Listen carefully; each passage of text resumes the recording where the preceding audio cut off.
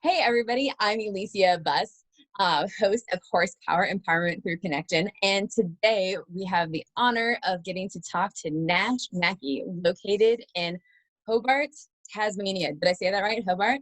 You did. Oh, Spot on. fantastic. And so Tasmania is actually part of Australia, in case people didn't actually know that. Tasmania is like the redheaded stepchild of Australia.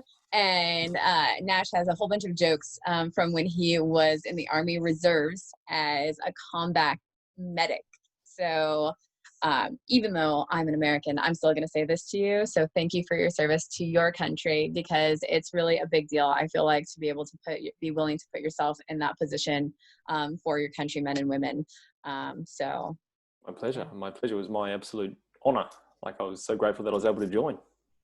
yeah, and that's really cool. And so that was actually like a really beautiful stepping stone for you in your career, wasn't it? It most certainly was. It most certainly was. So I guess I can give you a bit of the backstory as to why I joined the Army. We're talking about children. So I've got 3 children, just before we started. And I come from a family of 11 children. So I've got 5 older. Wow. Yeah, 5 older, 5 younger. I'm the middle. 5 brothers, 5 sisters. Your mother needs like a serious gold star. Yeah, she needs to take up horse riding or something. I don't know. I don't know. She's clearly a superhero, like Wonder Woman. We're just gonna send her like a poster of like Wonder Woman. Be like, this she is is an absolute superstar. I tell you what. But yeah, you always hear the joke of they need a TV. They need something like that. They had a TV. But yeah, they absolutely outstanding job. Like, having 3 children, I'm like, how did they do it? And they actually homeschooled us as well. Wow. My dad was a teacher, and he'd come home and he'd teach us as well. Yeah, so he definitely needs like superstar, like superhero status too. Like, that's remarkable. Like I am a teacher. Like, I'm always amazed when people are teachers and also have their own family, because I'm just like, how do you do that? Yeah, it's amazing. Absolutely. Like, I've got full admiration for them both. Yeah. But yeah, but you and children. Yeah, lots of children. So I grew up in that family, and Mum and Dad just did such an amazing job. But I, as a middle child and with so many kids, I kind of got very to myself, and I sort of, like they say often, the middle child does kind of just blend in, and that's fine. Like, I loved exactly the way everything played out. But at the time, I was in a pretty dark place as a kid. I couldn't really relate. My family was very academic. I wasn't. All those certain things. I was very, like, I could build things. I could create things. I was a creator. My parents didn't really understand that. Yeah. So they were trying to get me to do academics, but I just really struggled. It was like really challenging for me. I later found out I had a slight bit of dyslexia, like dyslexic. So that's actually one of the reasons. Now, if I learn things I'm very inspired by and very drawn to, you cannot stop me. And one thing I was drawn to as a child was movie creation. We were speaking about movies earlier. Yeah. A little bit for production. That's what drew me in. And so I would get books on that, and I would read and study that every day, all day. I was obsessed with it. Fascinating. And so I wanted to kind of be able to tell stories through movie. That was one thing I wanted to do as a child. But my parents didn't understand that. They did not understand it. And I actually had some opportunities come up where people were like, oh, I'll come and film something for you. If you write something, I'll film it, and all these kind of things. But my parents were just so busy that they're like, no, we can't do that. We can't do that. So they kept kind of shutting down my dreams. So I sort of felt quite lonely and unsupported in many ways. And I actually developed this skin condition at one stage. It was like all over my legs and all the way up to almost my belly button. And I never told a soul. I just had this insane skin condition. And it went on for years. And I know this is pretty crazy, but this was the journey I went on. Yeah. And that led me to a point where I almost took my own life as a kid. Like, I used to have a lot of suicidal thoughts. I was in a very dark place. I understand. I'm so sorry. Long story short, I went to almost take my life one day when we were on a boat for a ship. We were going from Tasmania to Melbourne. And I remember all the family was asleep, and I was awake in one of the toilets, just like tearing at this horrible rash on my legs. And I walked up to the top of the ship, held onto the rail, and it's like, it would be easier. It would be actually more peaceful if I was dead. And that was actually what I was thinking as a kid. Yeah. And like, and that was legitimately it. I wasn't sleeping at the time. It was just this vicious cycle that I was in with this rash. And it was debilitating, and I couldn't go to the beach. If my family went to the beach, I'd just sit on the sand because I could not go in the water because it would absolutely destroy me because of the pain, the salt. Yeah. Probably would have been the best thing for me, but in hindsight. yeah, exactly. But I didn't, so I just went through it. But when I was up there on the ship, I just had this thing this picture come in my mind of my family waking up the next day to me not there. Yeah. And that was just what brought me back. But in saying all that, like, I have so much empathy for people who are at that place in their life, because like, I was a good kid. I was trying my best, but things just got on top of me. Like, it all got too much. And then things compound. It's like this rash not being seen, and also, lack of sleep, probably not that good a diet. All these things compound. So I've got so much, I just feel so much for people who are in that dark place. Yeah. And then that, I guess, drove me to be very in tune with people, because I could see people when they were, like, I would look at people and I kind of sense the deeper parts of them, like when they were struggling. And even at college, when I got sent to college a year earlier, because mum and dad could sense like this frustration. It was interesting, that rash got cured, like literally about a week after that happened. I stayed on the ship. I heard my sister-in-law talking to my brother, and she was like, "Oh, here's this crazy rash," talking about my brother. She's like, "I just bought him this cream and I got rid of it." I overheard the conversation. I went and pinched some coins out of my parents' drawer, ran to the shop, bought this cream. In like a week, the rash was gone. After 2 years. It was insane. Crazy. It was like this steroid cream. Yeah, I was going to say, it's some sort of steroid cream. Yeah. But it was just insane. But it was like, once I made that decision, it's just like things flowed. Yeah. Now, if you're in a challenging time, we'll just start with this. If you're in a challenging time, always just give yourself permission just to turn the next page. Like, just turn the next page, because things do get better, and things are meant to get better. Like, I really believe that now. And I've seen that play up in all my clients' lives who are really struggling. Like, if they just hang in there, they just compose themselves, and they just do the best they can, things always open up. Things always get better. And they definitely did for me. So, I went to college. I got sent there a year early, and because my parents could just sense how frustrated I was at home. I just wanted to get out in the world, and I did that. And so I hit the ground as soon as I was out of college. I was like, bang, what can I do? I want to live. Yeah. And so I, bit of a struggle at college, because being homeschooled and not really knowing anyone, I had to kind of fit in. I had to learn how to fit in. The way I learned to fit in was lifting heavy stuff. That was pretty much my thing. I could lift heavy stuff. And so people liked me for that. So I used to just lift weights, and I became a gym supervisor. Interesting. And so that was sort of my identity for many years. It was this bodybuilder, weightlifter Nash, guy. how tall are you? I'm not even 6 foot. Yeah. No, I was just curious, just to help people with visualizing that whole process. Yeah. So I'm probably like a fairly good build for a bodybuilder, because if you're too tall, it can be challenging. Although Arnold proved that wrong. How tall is he? But I think he's really tall. Maybe I'm wrong. I'm fairly certain he's.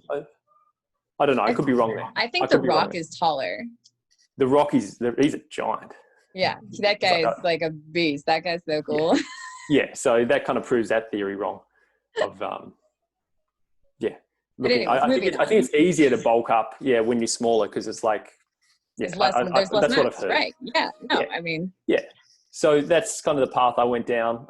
That was kind of an identity I took on. And that led me to have a real flair for the kind of body and that side of things. So all these things started compounding, like having experience, like being in a bit of pain as a kid, also wanting to understand the body and understand humans. And in the gym, what I found I loved was I was always fascinated to help people. Like, I'd love just helping people when they came in. I wouldn't just help them in the gym. I'd actually want to talk to them. And I even went to one of the counselors at school when I was there, and I was like, is there some way I can sit down and just talk with the kids? Is there some role I can do where I just sit and talk with the kids. He's like, no, that's my job. He's like, you just focus on being a student. He just looked at me like I was so weird, but it was just like, I genuinely wanted to be there. And if I saw kids crying, I'd just always be the person who went and sat with them. Aww. That's who I was, because I just cared. It's a really empathetic person. Very compassionate. Yeah. Or if I saw someone who was like a thug at school, I'd find a way to kind of like move toward them and actually have a conversation with them, and like sort of just take down that layer that people had. Yeah. So that was sort of my unique thing as a kid, I guess, coming from not being in mainstream school. I came in as an outsider, so I didn't really take people too seriously. Yeah. And so all this drive sort of compounded and drove me to join the military when I was 17. And because my older brother was in the military, and I was like, wow, what can I do that's exciting now that I'm out in this big world? And I was like, oh, join the military. So you guys can join at 17 or? Yeah, 17. So here it's 18. So that's why I was just asking. Yeah, but you need parents need to sign, that's something legitimate and all that. My dad wasn't overly keen on the idea, but I insisted. And I was obsessed. Yeah, I persevered. And so I got in the military, trained as a combat medic, and that led me to work in hospitals, because we had to obviously train in real circumstances. Yeah. And I got to see some pretty big things in that hospital, like at a very young age. I got to see young people who had, literally on death's doorstep. And it really was eye-opening to me, because I was like, wow, this could have been me. This was me. Not so long ago. Oh, no, actually it was probably, I was about 12 when I had those really dark thoughts. Dark thoughts, yeah. But yeah, I just knew, I was like, wow, that could have been me. That could have been me. And that drove me to want to do something over and above even just being in the medical field, because I was like, I knew that we were treating end result, we were treating the result of what had happened in their life. Right. I wanted to be there early on. I wanted to intervene.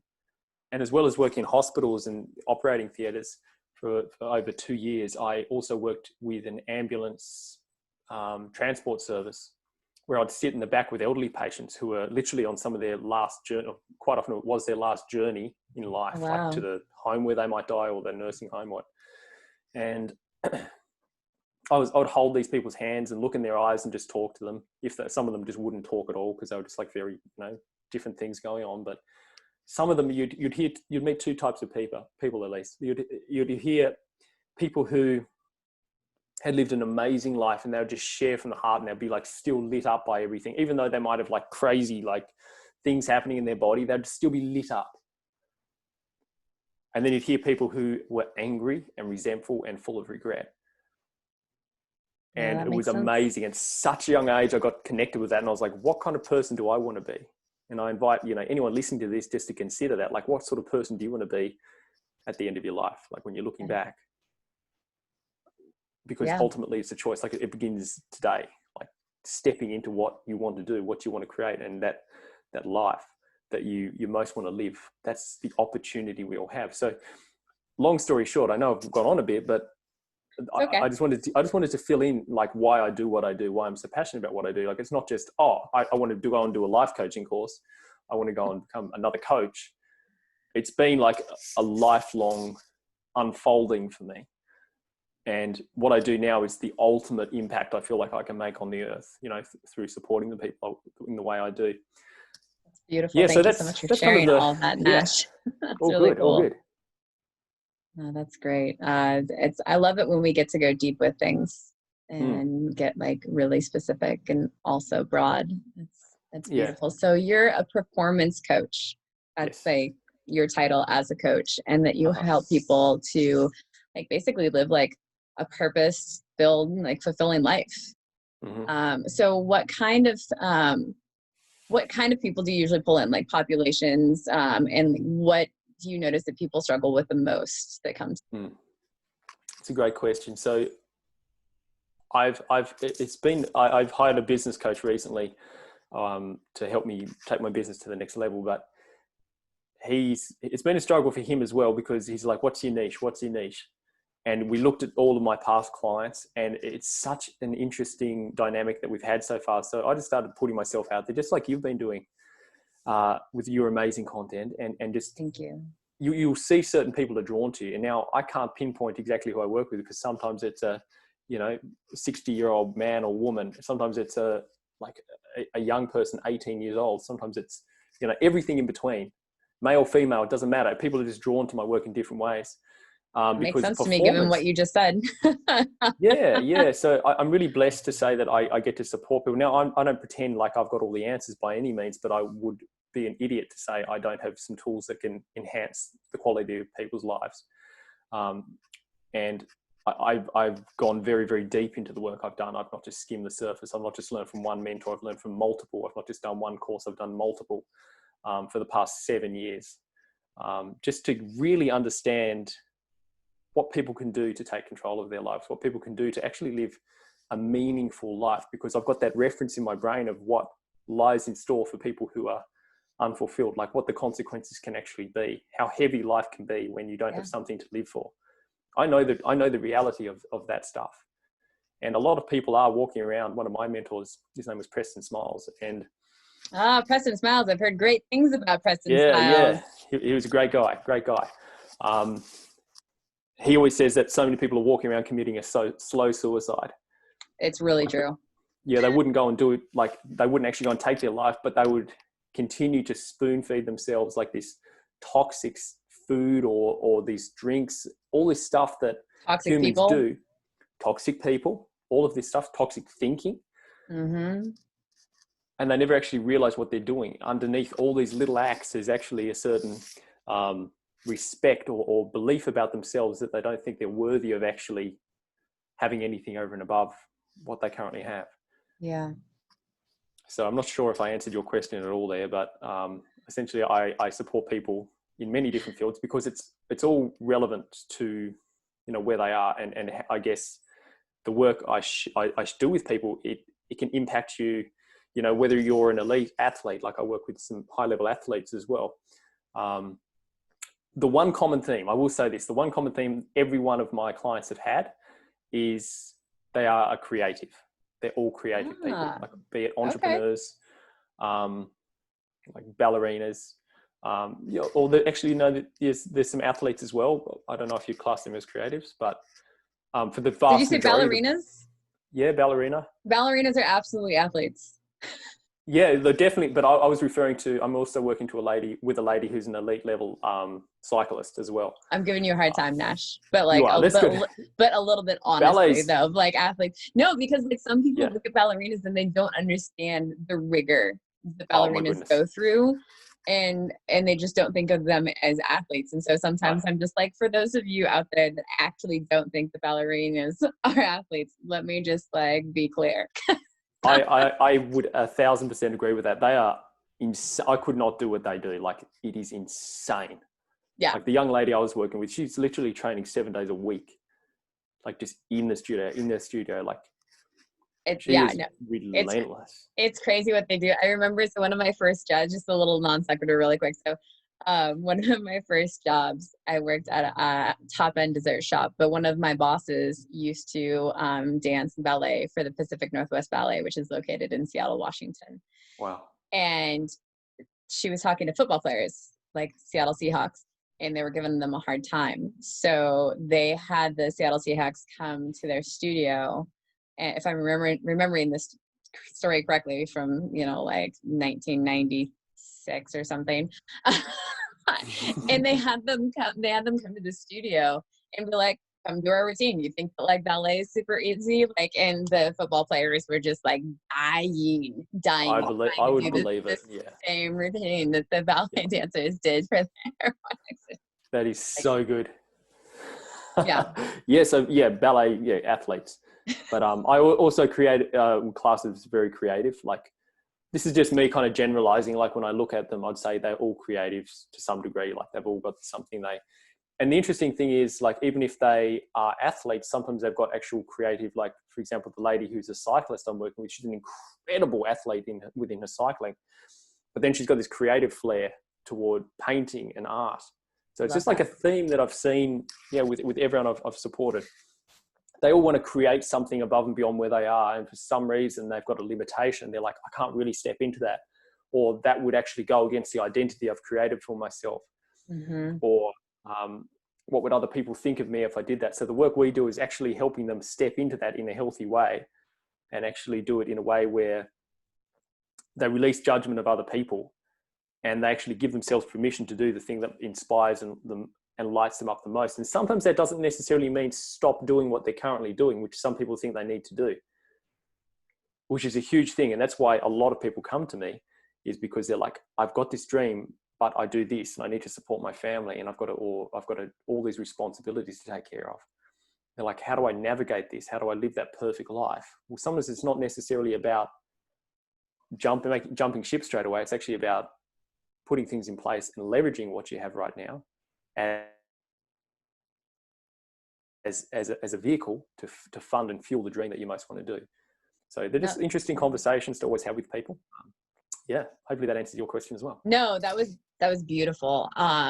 So what you really do is that you help people stop having limiting beliefs, and you allow them to really discover who their authentic self is by bringing all of it into alignment. Because when you bring everything into alignment of who you actually are, then it flows across the dynamics, which allows you to continue to,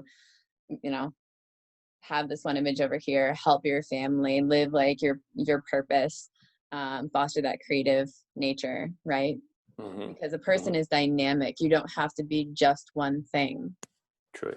True. And the interesting thing is, if we can go there, is that, so for example, athletes, sometimes they feel that if they step into that other identity, they won't bring the same energy into the work that they need to do, because they need a high level of energy. And it's like, how do you do that in a way where you still bring that fire to whatever you need to do, like to perform? How do you still bring that energy, but allow yourself to have this creative, flowy side as well? So that's a really interesting thing. And another thing I've noticed is with high performers, often they are very driven from a place of needing to prove, or needing to either prove to themselves or to other people that they're good enough.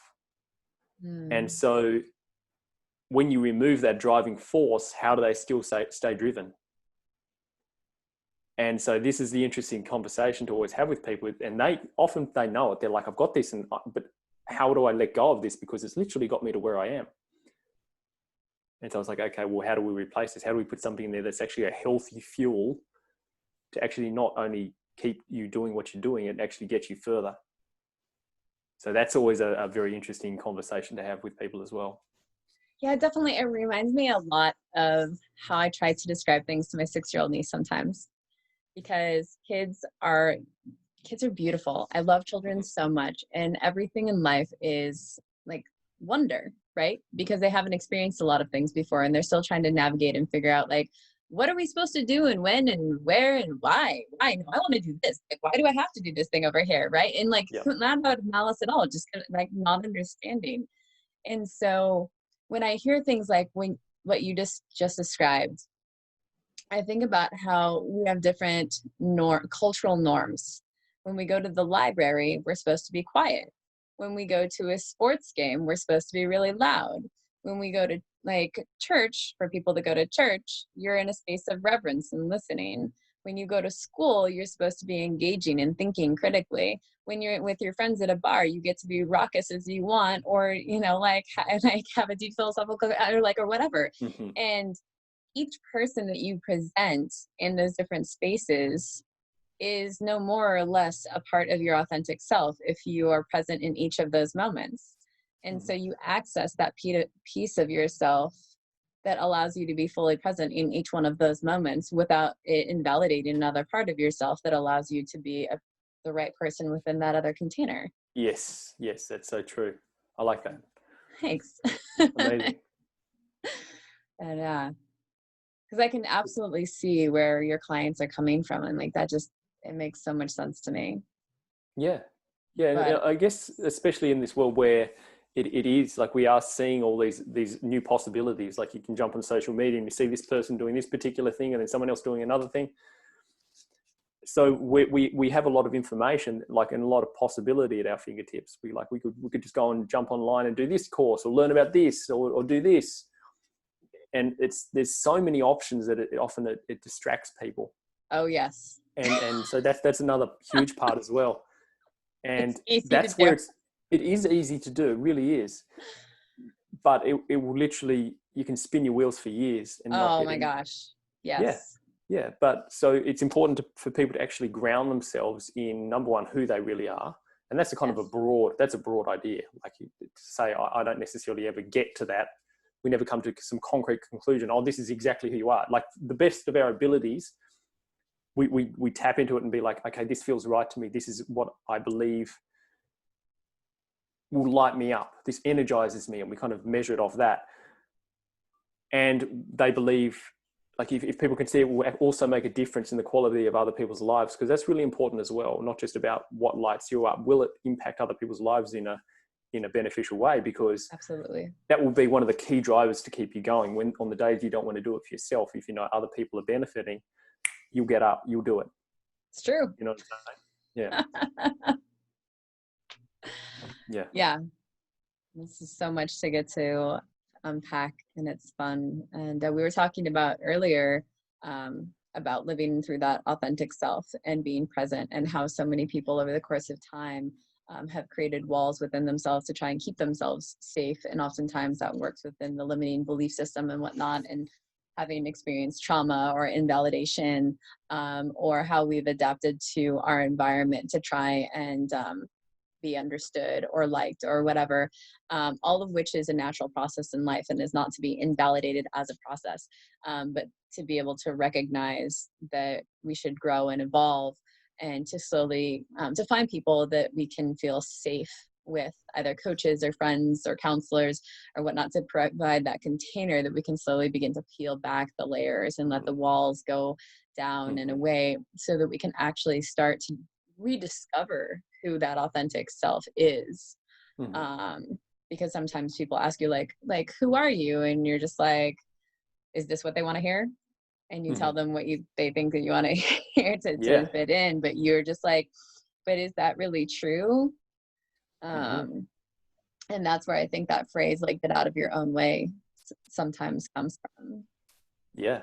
And that can be an interesting journey, getting out of your own way, because there's, especially if you've practiced being a certain way for so long, it has become an identity, and it goes deeper than just, obviously, like, it's a great phrase, and it makes so much sense to you and I, but for people who are legitimately tripping over themselves because there's so much in their own way, like, it can be a process. And so, like, grounding that in actual, like, practical actions that people can begin doing is always an interesting process, especially when people have no sort of awareness of all the work that I guess we've been exposed to.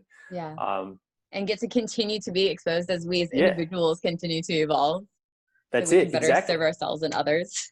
Yeah, that's exactly right. But for people who don't even have anything to do with that, it's like, okay, well, how do we begin this process? How do we actually tap into something new? Yeah. And I work, it's really been interesting, because sometimes I'm working with someone who's a truck driver, or someone who's just like, and it's like, okay, well, how do we tap into these things? And I love that challenge of actually finding what lights them up, finding their spark. Absolutely. And we've all got it. The beautiful thing is we've all got something within us that we can tap into and actually fuel, that can begin to just, I don't know, create this beautiful energy. The more you pour into it, and it can just begin to flow. Like, we've all got it. I don't care who you are. You've all got something inside of you that you can tap into, and then you can fuel it, and let that really infiltrate your life. Like, that's the opportunity we all have. Yeah, absolutely. Thank you so much for sharing that. Of course. What would you say is one of the key things that you work on? I mean, there are lots of things that you do with people to empower them, but what's one of the things that you feel like you regularly key into to help people? Habits and beliefs. Habits and beliefs. That makes a lot of sense. Absolutely. And again, I come from the military background. I love habits. I know the power of routines and rituals.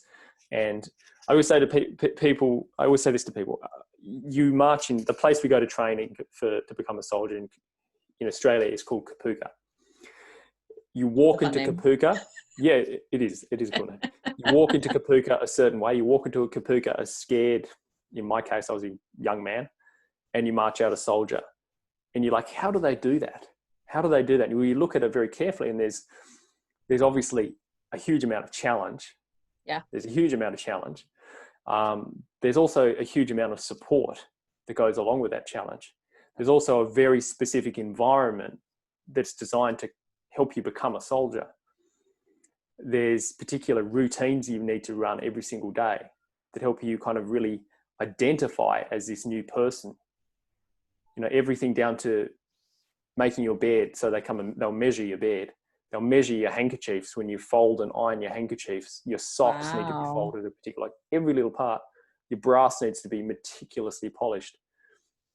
And then you've got your weapons. Your weapons need to be absolutely on point, like perfectly clean.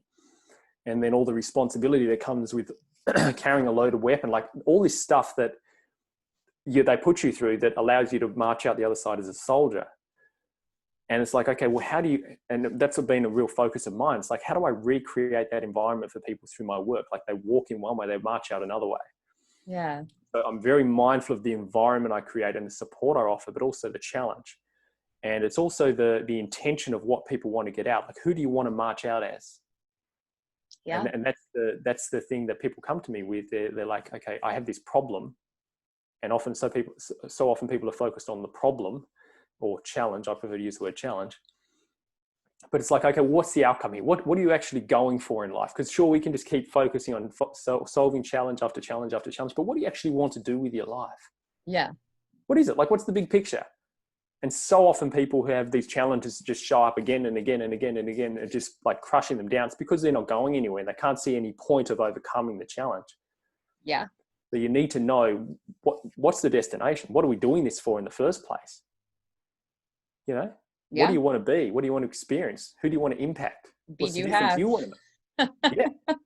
Yeah. And so once we know that bigger picture, we then say, okay, well, who are you right now? And we get very clear on that. Okay, well, who you are right now is producing particular results. Who would you have to be to produce those new results? What would you need to do? What would your days need to look like? What kind of energy level, like fitness levels would you need? We go into all dimensions of life. And then based on that vision that we create, we then very systematically help them structure their days so they begin building habits that are in line with that kind of person. Because I'm not interested in just sharing ideas. I want to actually give people habits. So it becomes like again, with the soldier training, it becomes your automatic way of being. It's who you are. Yeah. Does that make sense? Absolutely. So how many days does it take to build a habit and how many days does it take to break it? Just as a reminder to everybody out there. Well, yeah. And there's been lots of different studies on this, but essentially 66 days is kind of like a base, like 66 days. I usually work for people with 90 days just to push that out. So that's a really good rule of thumb. About 90 days, I'd say commit to anything for 90 days. People used to say 21 days. That kind of got pushed aside. About 66 days minimum. Interesting. Yeah. And so often people, when they come to developing habits, they're like, oh, I don't really want to do anything else. My schedule's packed. How could I do something else? And it's not so much about what you need to do as much as it is sometimes what you need to stop doing. That is so often the case for people. Like they're doing too much of the wrong stuff. Yeah. I always say do less, do it better. Yeah. Yeah. Minimize things. Live a minimalistic life. It's so hard for somebody. Yes. In a world full of instant gratification and so many shiny things. Yes, absolutely. It is. Mentally shiny and physically shiny. Yes, exactly. I get it. And then for the portion of when somebody breaks routine, like if it just happens one time within those 66 days, and I imagine this is different for different people, but what have you seen in that regard? As far as habits I've been able to build, or when they break it. So you're trying to have a habit for 66 days and then you're like, oh, today I wasn't able to do it. Yeah, well, absolutely. So this is a great question. And because especially if say, for example, you're developing a habit of waking up early, like that's your goal, but you've got a child or a baby who's waking up 5 times in the night, which I currently have. You know, like she's teething and all the other good stuff that goes along with it. And so like I wake up, my ideal wake up time in the morning now is 3:45 a.m. That's my time. That's my peak time, and I love it. But sometimes, because of our little one, I can't do that because she wakes us up so much, and sleep's very important. So I'm very mindful of, when I work with people, their circumstances have to kind of allow for them to develop the habit in a healthy way. And so I'm not too rigid, as in, like, if they miss a day, it's fine. We just get back up and just keep doing it the next day.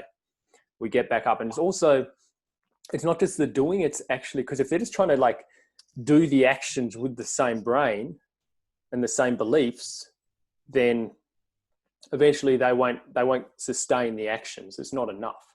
Yeah. So there's multiple ways you actually need to, as we're building the habit, they're not just taking the actions. I'm also working on their beliefs. I'm also helping them upgrade their identity so they believe it's who they are. Yeah. You know, this is, and what they used to do becomes so foreign to them. They're like, why did I do that? And that is literally exactly. And that's what happens. Like, just last Christmas, I had a gentleman, he hadn't had an alcohol-free Christmas, and he used to drink heavily. He hadn't had an alcohol-free Christmas in over 30 years. This Christmas, he completely alcohol-free. He woke up the next day, fresh, went to the gym, had an amazing day. Now he's like completely reduced alcohol in his life. Literally had a DJ who I worked with recently. Obviously she's in environments that just are all about alcohol. Like she's beside the bar and they're just like pushing her drinks. That's what would always happen, but she hated it. And so I worked with her, and she was completely able to release that. Now she cannot touch alcohol. She actually feels a stomach churn if she sees alcohol.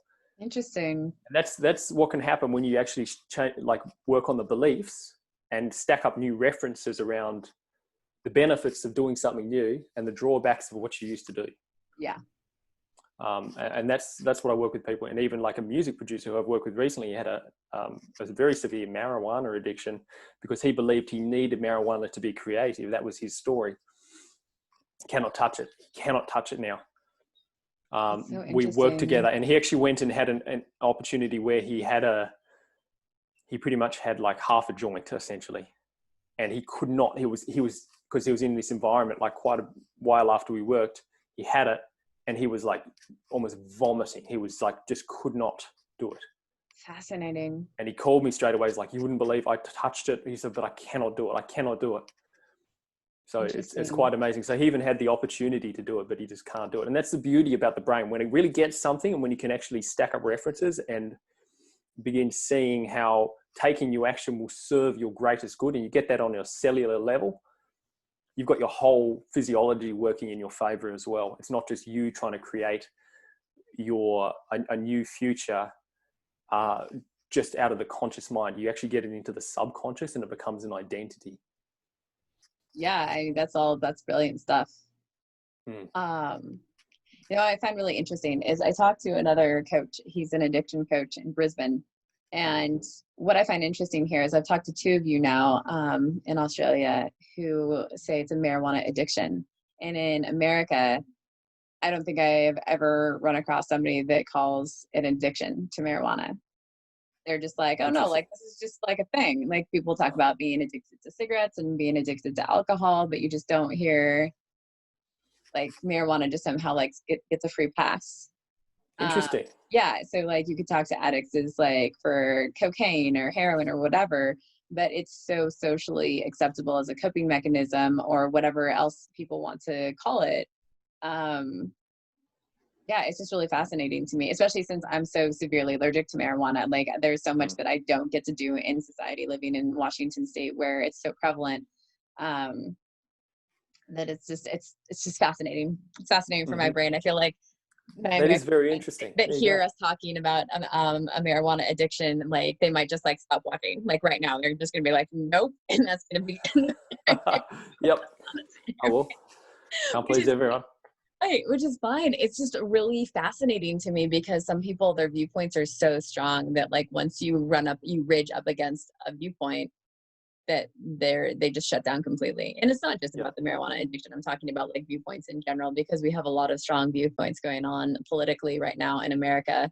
I'm sure you have your own in Australia and like in Tassie. Yeah. Um, so Yeah, but and the thing is, like, I never come to people and be like, "Tell me about your life," and they tell me about a particular habit. I'm like, "Oh, you should stop that." That's not like if marijuana is their elixir and that's like their thing, I'm going to be like, "Okay, cool, that's your thing." If it's damaging their life, if it's putting them in a dangerous place where they're actually harming themselves as a consequence of having that, and actually it's destroying a part of their life, I'll be the first to say, we need to look at this. And I'll know very quickly when I have a conversation with people, if there's a particular habit that they do that's continually playing out and it's leading to or keeping them in an identity, I'll be able to pick up on that very quickly, and I'll suggest to them if they haven't suggested already, because most often people know. Most often people come to me and they're like, okay, I've got this habit and I really don't feel like this is serving my greater good. Or when we talk about their vision, I'm like, what parts of your life do you feel would need to change right now? What current behaviors, what thought patterns do you think would need to change? What would you need to believe about yourself? Who would you need to show up as? And then they'll just list out, they're like, this, and this. This needs to go. I know this is no good for me. I know it. It's something inside just makes me feel yuck, you know? and there's a great clarification. And there's a big difference between people who want to smoke marijuana every once in a while, or like whatever that once in a while means to them, or somebody that wants to like have a drink now and again, like socially, versus somebody that it's like, it's a problem and they make poor choices. Like if somebody's like, oh yeah, I'm going to drink and then I'm going to get in my car and drive, like that's a poor life choice. Or smoke weed and get in a vehicle and drive when they're, you know, like because they're in an altered state. And that therein lies the difference of whether or not it's something that's fun and relaxing and okay, or something that's like detrimental to you and potentially other people. Yeah, and I'm not the person to say whether or not it's good, bad, or okay. Like I don't know. I'm not the person to make that call. I've never smoked. I wouldn't know the benefits of it. But there are benefits to smoking weed. Some people, you know, the Italians say what, like a glass of red wine a day, like keeps the doctor away, right? You know? Of course, absolutely. And I went through a period between being in the military and also moving in running a construction business for a bunch of years. I was very much in that scene of alcohol. This was after I worked in hospitals. After I worked in hospitals, I was really determined to do something great with my life. And I wanted to just live a good life because I saw all these people and I wanted to help them. But my first port of call was like, how do I just live a good life? Yeah. Because I don't like these people. So I looked around at all the people around me who were happy. The happiest person I knew was my cousin. He was a builder. So I was like, I'll go and become a builder. And before I started building, I literally couldn't cut 2 bits of wood. I couldn't cut a mitre, which is like 45 degrees. I couldn't do it with a handsaw. And I remember I was like the last person to become a carpenter. But Your cousin's like, are you sure this is a good idea? Yeah, that's right. Well, as a kid, I used to build stuff, but after working in hospitals, I just lost that skill. But I learned it and I became a carpenter very quickly. And then I began running my own construction business, which I did for a bunch of years. But I was doing that because I thought it would equal happiness because I saw him being happy doing it. So I was chasing someone else's definition of happiness, which was a huge thing because I didn't know, because I came out of the hospitals. I wanted to live a good life and I looked at happy people. I was like, I'll go and do what he did. But I still had that thing inside of me because I'd seen all that stuff in hospitals. I couldn't let that sleep. And so I tried to just fit into the building industry and all this identity that goes along with it, drinking very heavily, which I did. I was very good at it. Good to know what you're good at in life. I was almost professional. It was good. It was good. I went all in. And my wife just used to buy me like big slabs of beer. Like that was just like a gift. I'd just come home and Cassie would have bought me big slab of beer. And I used to drink about 12 beers a night, which is about damn. I don't know. That is an impressive amount of drinking. Yeah, I was really into it. I went all in. And it became so normal. It became so easy. You start off with like 2, 3, and you just drink them like water. It was nothing. Wow. And I got really concerned. I actually slipped into a really bad depression eventually because I kind of had these realizations. Like I'd done all this stuff early on in my life, and then I'd slipped back into this lifestyle. And I remembered all those people I'd seen, and I remembered my past, and I was like, something's out of a, and this had all these bits of me that just felt like I was just being pulled in so many directions. I didn't feel like I was anyone. I just felt like I was trying to be someone. Yeah. And I slipped into a really bad depression, and I kind of realized that I wouldn't be able to keep my relationship up with Cassie if I kept in the way I was. Like I knew that. I knew I couldn't sustain it. I just knew I would sabotage it because I was like overeating, over drinking, addicted to video games. Like I was in a really kind of crappy place. And it was around when our son was born, about 7 years ago almost. And yeah, that's when I saw him looking up to me. I saw him wanting, like, mirroring the things I did, like on a really high level. I often tell people I was doing squats in the lounge room one day, like just free squats. And he comes up with the bottle hanging out of his mouth, biting it with his teeth, with his nappy on still. And he starts like doing squats and copying me. And then that night I was having some beers as well. And then he went and picked up the beers out of the recycling bin after I'd finished them. And he went up to mum to put some water in. He was like walking around the house with me. And I was like, whoa, he's copying me either way. He's copying me like with the exercise, he's copying me with the drinking. I was like, what sort of example do I want to set for him? And it was a real awakening for me. I was like, wow, that's eye-opening. He's copying me. And do I want to give him this thing of just like, drinking is normal, it's just what I do? It's like, where did we pick that up? When did I decide that was normal for me? Yeah. And so like, I don't drink alcohol at all now. I drink none. Simply because it's just not good for me. I know for myself, it does not feel right for myself. It makes me, it goes against my identity. Not because I believe I'm better than anyone else, just because I tell the truth, I love the taste of beer. I love the taste of good alcohol, but it goes against what I know is best for me. I know it, I feel it in my body. And it used to put me into a depression, and it's just not worth it. It's just not worth having in my life. I understand. Yeah. I get it. I'm still trying to get to that point with sugar. I haven't quite been strong enough inside myself. I go for a while, but it's really interesting. Like, it sounds like I'd be joking, but when I eat sugar, it's far more difficult for me to emotionally regulate. It's just like go into depression way easier, more reactive. When challenges come up, I'm like more tired. Mm-hmm. But it's like when you get really busy, it's easy to eat something that's high in sugar to just give you like that quick energy rush and then just keep going. Yeah. And I'm like, well, it's not a drug, but it is a drug because it's sugar and it's like altering your state, which I feel like that's what like drugs do. They alter your state. And so just because it's sugar doesn't. But when you think about other things that process better, like stevia, which doesn't raise your glycemic index. Maple syrup isn't as bad, I found, for me at least. But like, man, refined sugar, brown sugar or white sugar, but ice cream is so good. Ice cream's so good. Yeah, it's so good. Sometimes, hot days, you just want some ice cream. So it's about reducing how much you have of something. And so in Nash's case, it was all of it. So I think I feel like, are you getting close to time, my friend? Do you need to go soon? I know we're doing well. I just wanted to check and be respectful of the time that we have. I appreciate that. Yeah, no problem. I try to read that nonverbal communication sometimes and be like, well, what's he doing? He's looking at something. Is it a clock? I know we've been talking for a while. No, that's all good. I've got these because I kind of got notifications turned off, but they're sort of popping up now because it's like, yeah, that's fine. It's all good. The world is like, we want to talk to you. You're doing cool things. All good. Speaking of all the cool things you're doing, share with us your big dream. Well, this is a great question. I've been on 6 podcasts this year. I'm very, very lucky. No one's asked me this. So it's good. So my dream is, like, I really want to make the work I do and the mindset side of things and also the self-awareness side of things just more mainstream. Because when I stepped into it, it was very left of field, and people sort of looked at it like, you used to be a carpenter, you used to be a builder. Why are you doing this stuff? Why are you meditating now? And it was and I feel like it is becoming a little more mainstream.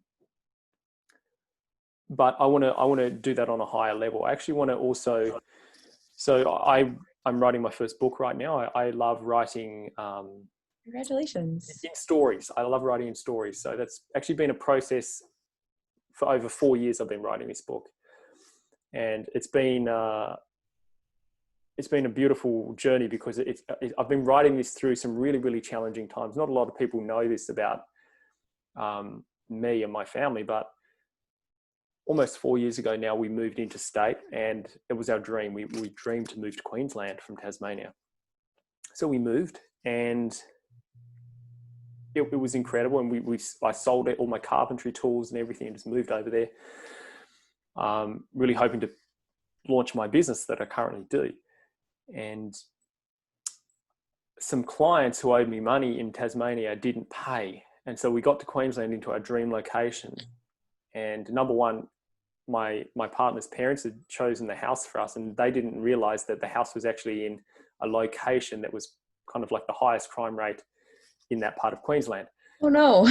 Yeah, so we moved into this very, very crazy neighborhood. It was a nice house and everything, but there were literally people next to us having their back doors kicked in by like gangs, and there's all sorts of things happening in this neighborhood. But we moved into this situation. So this was like our dream move, and we got there, and then we didn't have any money. We're in this neighborhood that was crazy. And so we had to pretty much build up from ground, like rock bottom again. We got to this place and we had no way of kind of just functioning. I got to a point where I was so desperate one day, I actually went to a car park and I was looking for coins on the ground to buy some noodles to feed my family. Just some 99-cent noodles. That was about 4 years ago that happened, while I was waiting for money to come through. And and we had to go to like community centers to get bread. And it was just a crazy time. This was supposed to be our dream. Right. But that gave us such a lot of experiences. And I had to find ways to earn money. So I just went and like spoke to people, and I communicated, and I ended up getting this really great marketing job for a company. And so we built back up really quickly.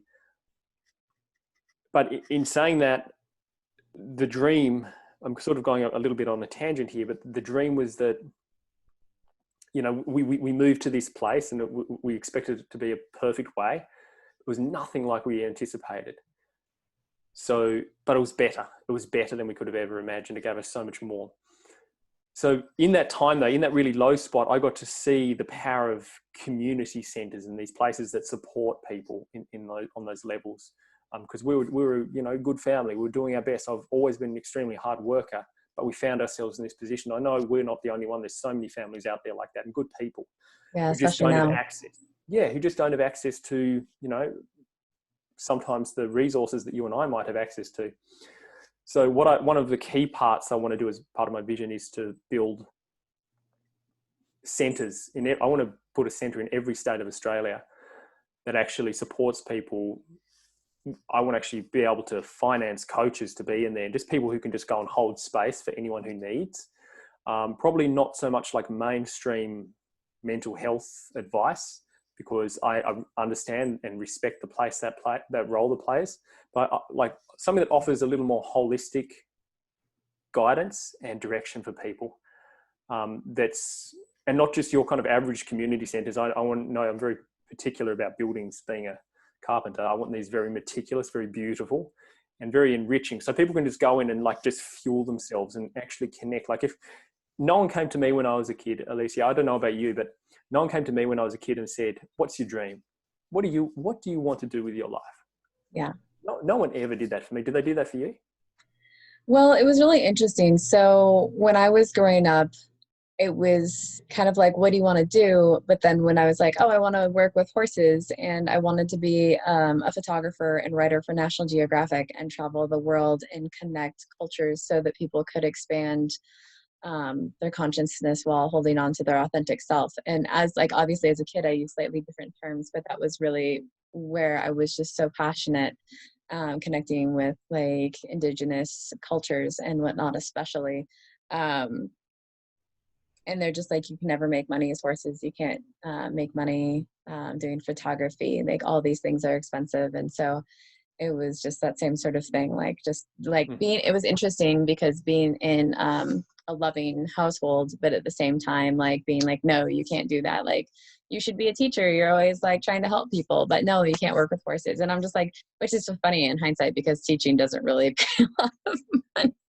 Mm-hmm. Mm-hmm. But yeah, so it's interesting. And I've actually been homeless like 3 times in my life and dug myself out from the bottom. And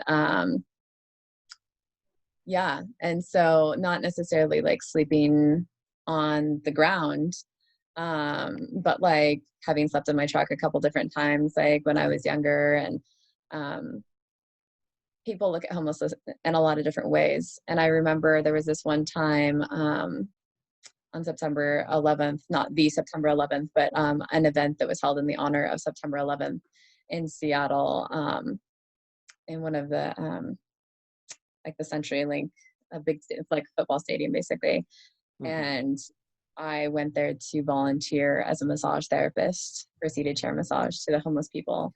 And it was one of the most impactful moments of my life, to hear how many people slept on the streets, like kids alike. And this woman, the governor of the state, had a glass container and a bunch of marbles.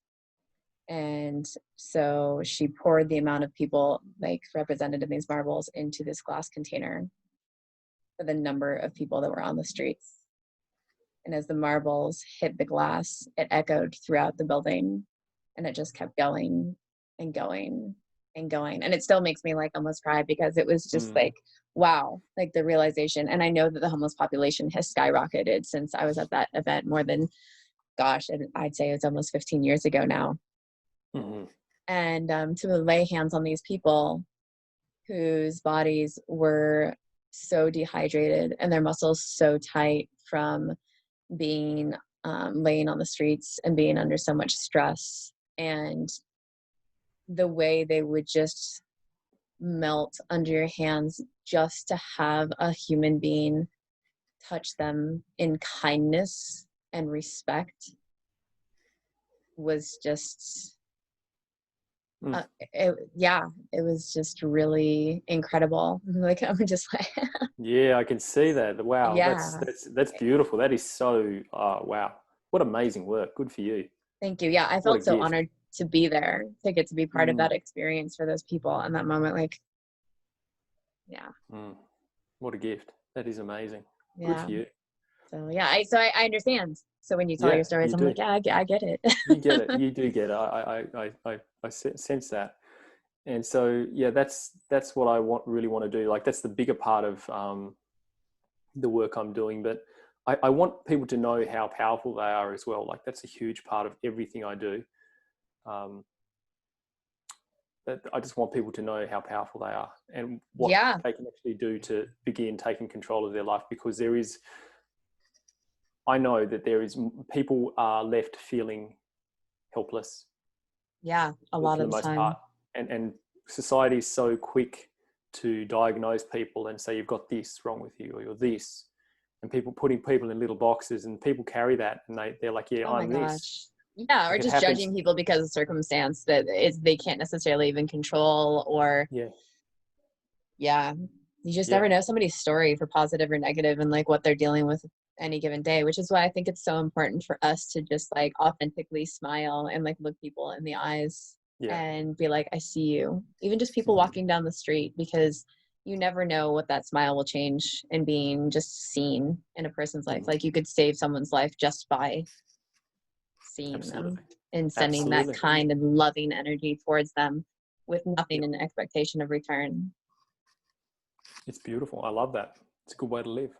Yeah, exactly. I love your dream. Like, that's so great. I hope that I can do something to help like make that happen. Well, you are. We're here in conversation, and you're sharing a bit about what I do. And obviously that's my vision in broad terms. But apart from that, I want to just keep the bigger part of it is I want to preserve wisdom that's worked well for people in the past, and also preserve it for future generations and pass it on. Like, because there's a lot of noise in the world and there's lots of stuff that's happening. I want to actually be someone who can consolidate what's worked really well for humans in books and stories and what I do, and pass that on for the future generations. I want to create blueprints so the future generations, like my kids, have something they're like, okay, this is what it takes to just get ourselves ahead in life. This is the power we actually have, because people need to take back their power, because all these big organizations that are kind of dictating people's lives in the world, they'll continue to do that until people take back their power.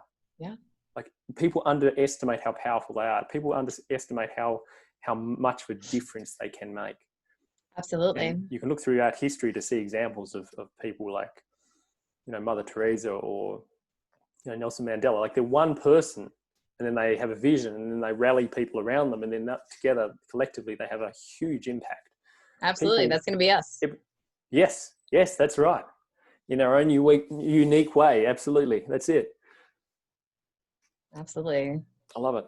We are only one, but we are one. That's exactly right. That's so beautiful. So my last question for you, my friend, is who are you inspired by? Oh, you. Oh. Yeah, you're very inspiring, I would say. Thank you, Nash. I really appreciate that. No, of course.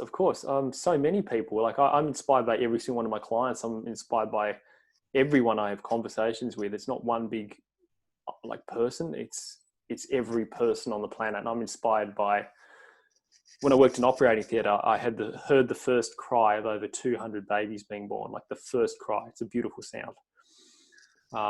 And every time, I remember I would just stop in the hall or wherever I was, and I'd just say gratitude, like, just share some gratitude, just to be there, like, hearing this life begin. It's quite an amazing thing. That's amazing. And so that inspired me. Like, I'm inspired by, everything. Like, there's nothing that doesn't inspire me, really. Like, I like to live that way. It's a beautiful way to live.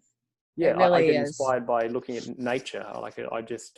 It's all amazing to me. It's all amazing. And that's actually one of the key things in my book, which I was talking about before, is helping people ground themselves, that you don't need some big pump up session. You don't need this stuff. Like, you can just go and be and look around in the world, like sit in a cafe and watch the people. Yeah. Just look at people, and you'll see beautiful things happen. You will see smiles. You'll see people doing amazing things. One thing I learned working in the hospitals, I know I'm going a bit on a tangent here, but it's okay. is, the world is better than people make it out to be. Oh my gosh, really, yes. Because in hospitals, I would see miracle after miracle after miracle after miracle, like, being performed, like life-saving, life-changing things happening. I would see plenty of hardship and challenge, for sure. That's part of life. But for people to say the world's bad, the world's doomed, I don't believe that. Actually, I am very hopeful for the future. I believe in the good that actually exists. And you can't have light without dark. I get that. But society as a whole is very good at portraying and bringing, like, really emphasizing the darker sides, or the what's not going well, where we're falling short. But I know, because I would remember, I'd pick up the newspaper and you'd read about, like, a stabbing on the street, but they wouldn't say about the, half a dozen crazy surgeries that took place in the hospital, dozens, hundreds in some cases, that went well, that succeeded. They would just tell you about the one knife stabbing.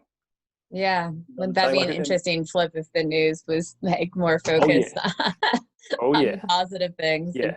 And that's happening right now. If they were going to be, like, the negative, they'd be like, so this happened, and this is how we're supporting the community, so we can, like, help before this becomes a problem and escalates to this part. Yeah, absolutely. Yeah. So we need to be very good at finding things that inspire us. I love that question, by the way. I love that question. Thank you.